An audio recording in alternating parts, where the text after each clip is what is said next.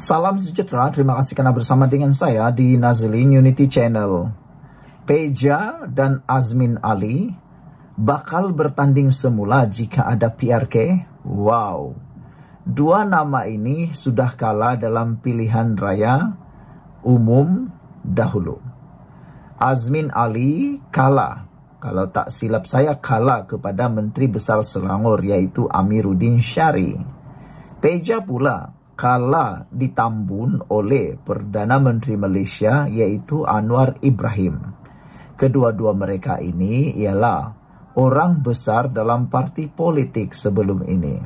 Peja di Parti Bersatu, Azmin Ali pula ialah bekas timbalan Presiden Anwar Ibrahim sendiri.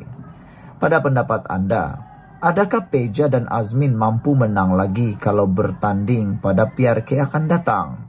Ramai netizen yang meramalkan Peja dan Azmin sebenarnya sudah tidak punya tempat lagi dalam kerusi parlimen.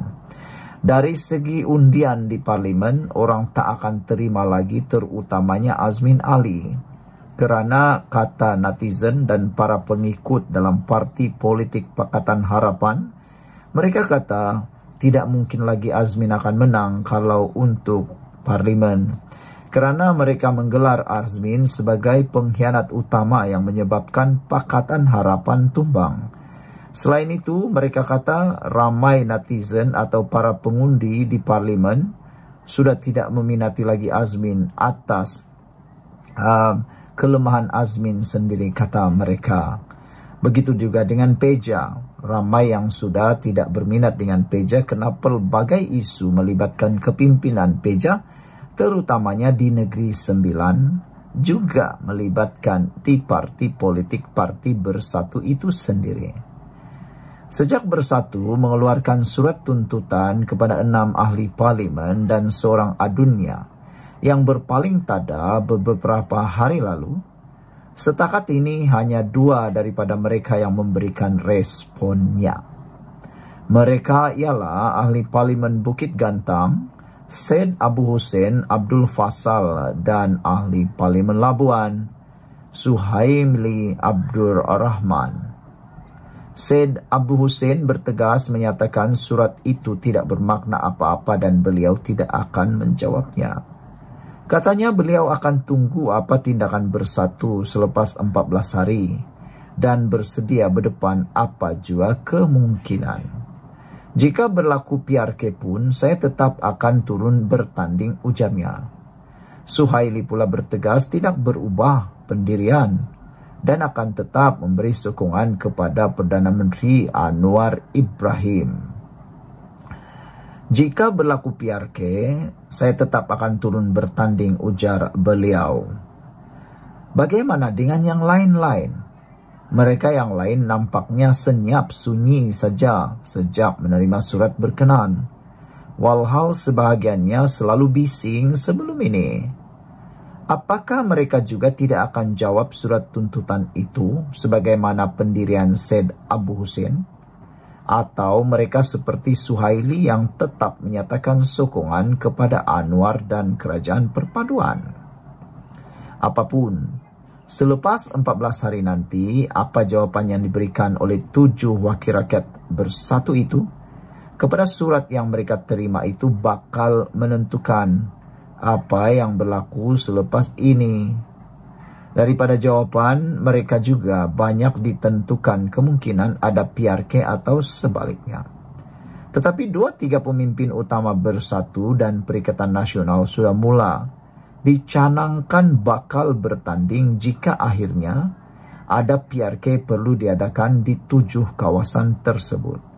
Antaranya dikabarkan Ahmad Faizal Azumu atau Peja bakal bertanding di Kuala Kangsar, Azmin Ali atau Noh Omar di Tanjung Karang, dan Anwar Musa pula sama ada di Jeli atau Gua Musang. Peja sebelum ini kalah di Tambun, Azmin Ali kalah di Gombak. Manakala Anwar Musa dan Noh tidak bertanding pada PRU 15 lalu setelah mereka dipecat daripada UMNO. Jika bertanding, bolehkah mereka menang? Ramai netizen menjawab, mereka semua akan kalah. Ikuti terus ulasan selepas ini, tapi jangan lupa tinggalkan komen Anda dengan soalan hebat itu. Jika Azmin dan Peja bertanding, atau adakah jika Anwar Musa dan juga Noh Omar bertanding, adakah mereka akan menang? Bolehkah mereka menang? Ikuti terus ulasan selepas ini. Selamat petang, salam sejahtera. Terima kasih karena bersama dengan saya di Nazilin Unity Channel. Saudara, pendedahan kali ini memang panas dan berani luar biasa. Kempen politik PAS sumbang kepada ekstremisme. Itu kata Amanah Wilayah Persekutuan. Wilayah Persekutuan menerima baik pendirian PAS yang turut membela ahli Parlimen Seputih Teresa Kok yang digugut baru-baru ini. Namun, pengerusi Parti Amanah Negara Wilayah Persekutuan, Khalid Abdul Samad berkata, PAS juga perlu menyedari kempen politik yang dibawa mereka turut menyumbang kepada bertambahnya kecenderungan terhadap tindakan ekstremisme. Saudara, kempen kebencian dan dakya bahawa Islam terancam adalah jenis propaganda yang menyuburkan ekstremisme agama, katanya. Amanah Wilayah Persekutuan berharap agar siasatan segera dapat dibuat dan tindakan tegas diambil oleh pihak polis Diraja Malaysia tanpa sebarang kompromi terhadap sesiapa sahaja yang terlibat dalam ugutan jenayah seperti ini atau apa sahaja perlakuan yang boleh mencetuskan keganasan bagi membendung insiden seperti ini dari terus berleluasa. Amanah Wilayah Persekutuan juga menyeru semua pihak agar bersikap bertanggungjawab dengan tidak mencetuskan sebarang provokasi dengan memainkan isu dan sentimen perkauman, ekstremisme agama atau apa-apa sahaja perkara yang boleh mengganggu-gugat ketentraman awam dan keharmonian yang sedang kita kecapi bersama, katanya dalam kenyataan. Menurut Khalid, memandang serius dan mengutuk keras perbuatan jahat dan tidak bertanggung jawab pihak tertentu yang membuat ugutan bunuh terhadap Teresa. Selain itu, katanya, rentetan beberapa siri kejadian yang berlaku sejak minggu lepas, terutamanya serangan di Balai Polis Ulu Tiram Johor dan cubaan menceroboh Istana Negara dengan bersenjatakan parang beberapa hari lalu, Amanah Wilayah Persekutuan bimbang dengan suasana perkauman dan perbalahan agama yang semakin meruncing hasil dari golongan yang memainkan isu-isu perkauman atau fahaman agama sempit dan melampau. Saudara-saudara sekalian, pendedahan ataupun penyataan berani daripada pengerusi Parti Amanah Negara Wilayah Persekutuan Khalid Abdul Samad ini cukup menyentak kita semua. Ianya cukup berani apabila beliau kata, PAS juga perlu sedar, juga perlu menyedari, kempen politik yang dibawa oleh mereka turut menyumbang kepada bertambahnya kecenderungan terhadap tindakan ekstremisme. Sejauh mana ini kebenaran atau ini adalah andaian semata-mata, terpulanglah pada Anda semua. Tetapi Khalid Abdul Samad menyatakan, ada sumbangan. Kempen politik PAS sumbang kepada ekstremisme. Diharapkan perkara seperti ini tidak berlarutan dan dapat dihentikan. Sekian dulu untuk kali ini. Jangan lupa tinggalkan komen Anda. Ikuti terus ulasan selepas ini. Salam sejahtera. Terima kasih karena bersama dengan saya. Kita dikejutkan dengan 2 penguatkuasa ditahan kes rasuah Rp23.000. Tahniah diucapkan kepada SPRM kerana tindakan luar biasa pada waktu kebelakangan ini. Tiada lagi yang terkecuali, tiada lagi yang terlepas. Bahkan yang menggembirakan kita ialah bukan lagi ikan-ikan bilis yang kini diserang, ditahan, disiasat, tetapi jerung-jerung besar, ikan-ikan paus yang telah gemuk, telah buncit karena rasuah, kini mulai ditangkap, ditahan, disiasat oleh SPRM. Kita ingin ucapkan tahniah kepada usaha luar biasa, khususnya Perdana Menteri Anwar Ibrahim, kerana sanggup berperang dengan rasuah. Beliau berjanji akan memerangi rasuah sehabis mungkin. Hari ini kita digemparkan apabila berlaku di Kota Bahru, 2 pegawai penguatkuasa sebuah badan beruniform direman 4 hari. Bermula hari ini bagi membantu siasatan kes meminta dan menerima rasuah lebih RM23,000. Perintah reman terhadap mereka dikeluarkan Magistrate Ahmad Syafiq Aizat di Mahkamah Magistrate Kota Bahru di sini. Menurut sumber, kedua-dua pegawai penguatkuasa masing-masing berusia 43 tahun dan 29 tahun itu ditahan secara berasingan di pejabat mereka di Pengkalan Cepa malam tadi. Suspek pertama disyaki meminta dan menerima RM13,000, manakala suspek kedua pula disyaki menerima RM10,000 bersabit satu kes berkaitan dadah. Wang itu sebagai dorongan untuk tidak menuduh pesalah mengikut Seksyen 39 dalam kurungan C Akta Dadah Berbahaya 1952.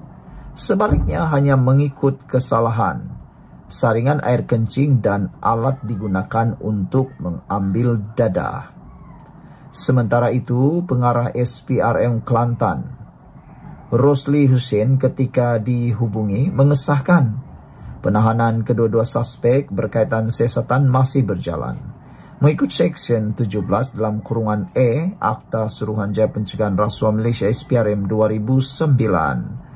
Saudara-saudara sekalian, ini juga adalah laporan yang paling mengejutkan kita yang pernah berlaku pada 8 Januari tahun 2024. Apabila seorang penolong pegawai takbir direman oleh SPRM kerana kes rasuah RM5,000. Seorang penolong takbir, pegawai takbir direman selama 6 hari bermula hari ini kerana disyaki meminta dan menerima rasuah RM5,000 bagi membatalkan kompaun dikeluarkan sebuah agensi penguatkuasa di Kedah pada tahun 2022. Perintah reman hingga 13 Januari depan itu dikeluarkan Magistrate Muhammad Zul Hilmi Latif selepas menerima permohonan SPRM di Mahkamah Magistrate Alor-Setar. Menurut sumber, suspek lelaki berusia 30-an itu ditahan pada jam 5.20 petang semalam ketika hadir bagi dirakam keterangan di pejabat SPRM Kedah. Berdasarkan siasatan dijalankan, suspek dipercayai meminta dan menerima wang rasuah bernilai RM5,000 daripada sebuah syarikat pada tahun 2022. Wang berkenaan dipercayai sebagai balasan bagi membatalkan kompaun yang dikeluarkan sebuah agensi penguatkuasa terhadap syarikat berkenaan atas kesalahan ketiadaan perakuan pematuhan standard PPS untuk bahan binaan, katanya dalam satu kenyataan hari ini. Sekian untuk kali ini. Jangan lupa tinggalkan komen anda, tekan butang subscribe, ikuti terus ulasan selepas ini. Salam sejahtera, terima kasih kerana bersama dengan saya di Nazilin Unity Channel. Ini satu tindakan paling luar biasa yang tak kita jangka langsung sanggup dilakukan oleh Azmin Ali. Sehingga kan ada netizen kata, kalaulah Azmin Ali jadi Perdana Menteri, inikah yang akan berlaku? Adakah ini teladan yang baik, kata mereka. Ini apabila laporan mengatakan Azmin Ali ingkar panggilan polis untuk beri keterangan. Ramai netizen kata, adakah ini akan jadi duluan, teladan, contoh kepada ramai orang selepas ini, kata mereka. Kalau seorang ahli politik boleh ingkar panggilan polis untuk beri keterangan, netizen mula mempersoal, adakah ramai lagi yang akan menyusul mengikuti jejak langkah Azmin Ali ini sebagai teladan, kata mereka. Karena ini alasannya Azmin Ali ingkar panggilan polis untuk beri keterangan. Saya sebelum ini belum pernah dengar ahli politik maupun orang-orang VIP yang berani ingkar panggilan polis untuk beri keterangan. Tapi ini kali pertama saya tahu seorang ahli politik, pemimpin negara, pemimpin yang pernah menjadi orang besar negara, mengingkar panggilan polis. Jadi kalau selepas ini ada panggilan polis terhadap ahli Dewan Undangan Negeri kah, ahli parlimen kah, orang-orang VIP kah, atau siapapun, tauke-tauke kah, atau siapapun, adakah mereka akan menjadikan tindakan Azmin ini sebagai duluan atau satu ikutan baru? Inilah yang menakutkan netizen, inilah yang menakutkan ramai orang. Tapi ini alasannya, Azmin Ali ingkar panggilan polis untuk beri keterangan.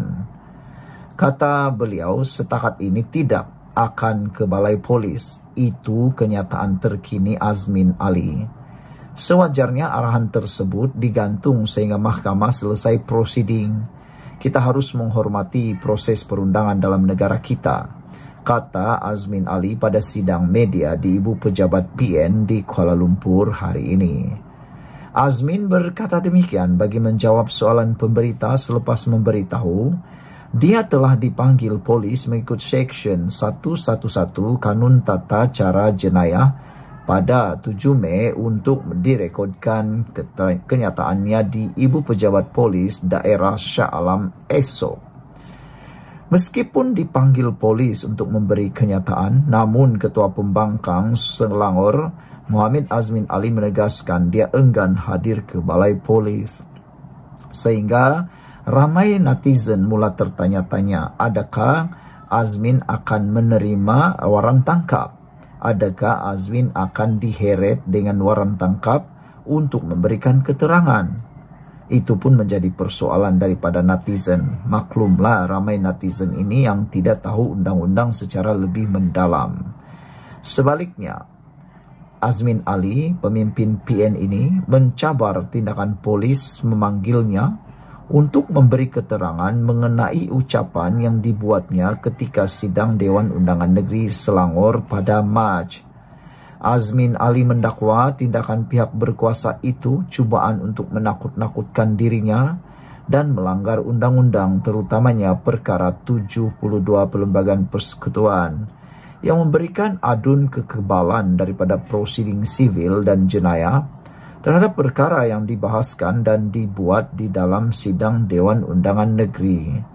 Susulan itu, saya sudah mengarahkan peguam untuk memfailkan permohonan di Mahkamah Tinggi Shah Alam untuk semakan kehakiman bagi menyemak tindakan dan keputusan pihak polis mengeluarkan notis berkenaan. Saya juga menghantar surat kepada pihak polis supaya dapat tangguhan atau gantung tindakan memanggil saya bagi memberi keterangan berkaitan isu itu kerana prosiding mahkamah masih belum selesai. Bagi menghormati proses undang-undang, mereka polis sewajarnya menggantung sebarang arahan kerana ia jelas melanggar peruntukan sedia ada, katanya pada sidang media di Ibu Pejabat Perikatan Nasional di Kuala Lumpur hari ini. Bagaimanapun, Azmin berkata pihaknya tidak menerima sebarang maklum balas daripada polis berkaitan isu penangguhan itu.